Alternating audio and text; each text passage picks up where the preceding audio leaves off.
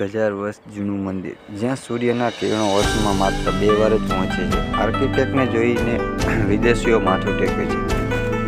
ગુજરાતનું અનોખું મોઢેરા સૂર્ય મંદિર 1000 વર્ષથી જૂના ગુજરાતના મોઢેરાનું આ સૂર્ય મંદિર અવકાશના રહસ્યો અને સૂર્ય અને પૃથ્વી વચ્ચેના સંબંધને ખૂબ જ સચોટ રીતે દર્શાવે છે. આ મંદિર બનાવવા માટે જે પ્રકારની વૈજ્ઞાનિક પદ્ધતિઓનો ઉપયોગ કરવામાં આવ્યો છે તે આજના વૈજ્ઞાનિકોને આશ્ચર્યચકિત કરે છે.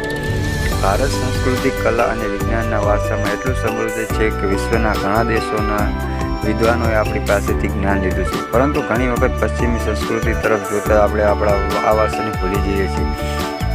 આજે જ્યારે પણ આપણે આર્કિટેક્ચર અને વિજ્ઞાન વિશે વાત કરીએ છીએ ત્યારે આપણે વિદેશી દેશો તરફ નજર કરીએ છીએ અને તેમની ઇમારતોના વખાણ કરીએ છીએ.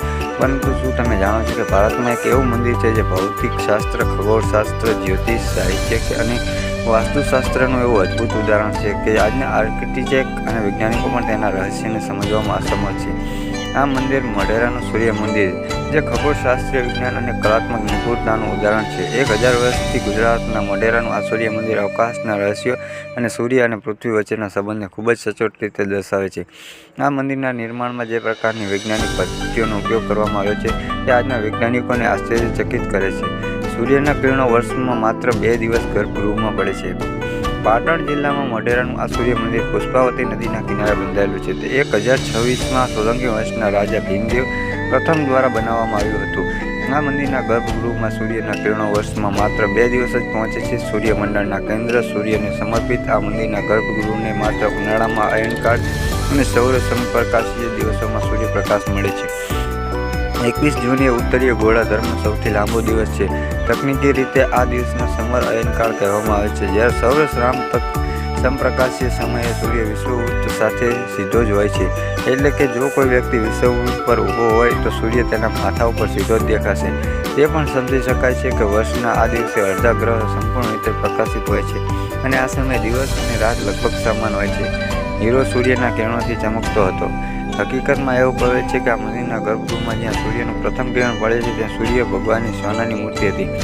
જ્યારે આ પ્રતિમાના મૃગટ પર લાલ હીરા પર સૂર્યના કિરણો પડ્યા ત્યારે આખું ગર્ભગૃહ પ્રકાશિત થઈ ગયું. પરંતુ હવે આ મૂર્તિ આ મંદિરમાં નથી. અવકાશ અને ભૌતિક શાસ્ત્રના આવા નિયમો કે તમે જોતા જ રહી જશો. આ મંદિરના સભા મંડપના કુલ 52 સ્તંભો છે. આ 52 સ્તંભમાં વર્ષના 52 અઠવાડિયાનું પ્રતિનિધિત્વ કરે છે. આ સ્તંભો પર વિવિધ દેવી દેવતાઓના ચિત્રો ઉપરાંત રામાયણ અને મહાભારતના એપિસોડ્સ ઉત્તમ કામગીરી સાથે દર્શાવવામાં આવે છે. આને ઉત્કૃષ્ટ સ્થાપત્યનું ઉદાહરણ કહી શકાય, કારણ કે જ્યારે આ થાંભલાઓને આગળથી જુઓ છો ત્યારે તે અષ્ટકોણ દેખાય છે, પરંતુ જ્યારે ઉપરથી જોવામાં આવે છે ત્યારે તે બધા ગોળાકાર દેખાય છે. બીજી આશ્ચર્યની વાત એ છે કે આ મંદિરના નિર્માણમાં ક્યાંય ચૂનો વાપરવામાં આવ્યો નથી. અહીંના સૂર્યકુંડમાં 12 રાશિઓ અને 9 નક્ષત્રોનો ગુણાકાર કરીને કુલ 108 મંદિરો બનાવવામાં